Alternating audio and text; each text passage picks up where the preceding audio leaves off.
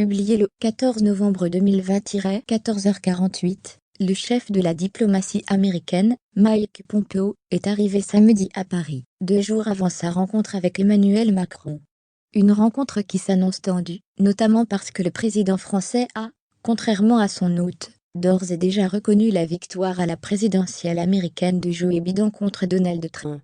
Mike Pompeo, chef de la diplomatie américaine, est arrivé samedi 14 novembre à Paris.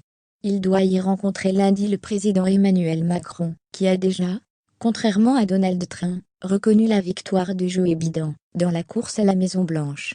Heureux d'être en France, le plus vieil ami et allié des États-Unis, a tweeté à sa descente d'avion, le secrétaire d'État, dont c'est la première visite bilatérale dans la capitale française, hormis un déplacement pour accompagner le président américain. Notre partenariat est bâti sur des valeurs partagées, la démocratie, la liberté et l'état de droit, a-t-il ajouté. Grito in France, the United States oldest free and ally. Our partnership built upon our shared value, democracy, freedom, and rule of law. The strong relationship between our countries cannot be overestimated, and I'm looking forward to my discussion here in Paris.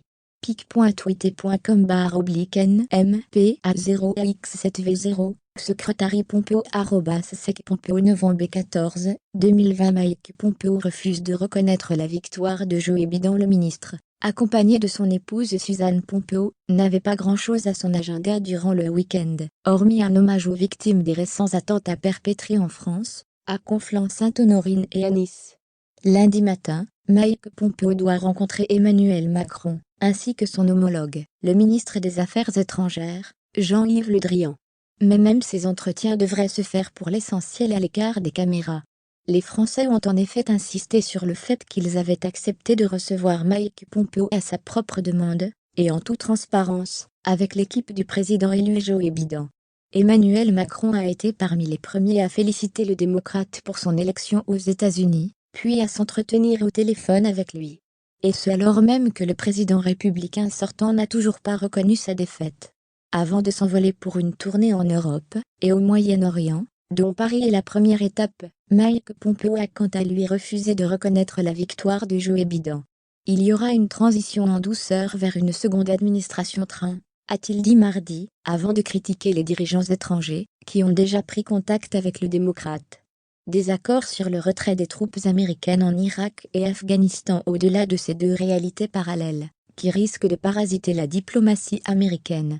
Les entretiens à Paris s'annoncent également tendus.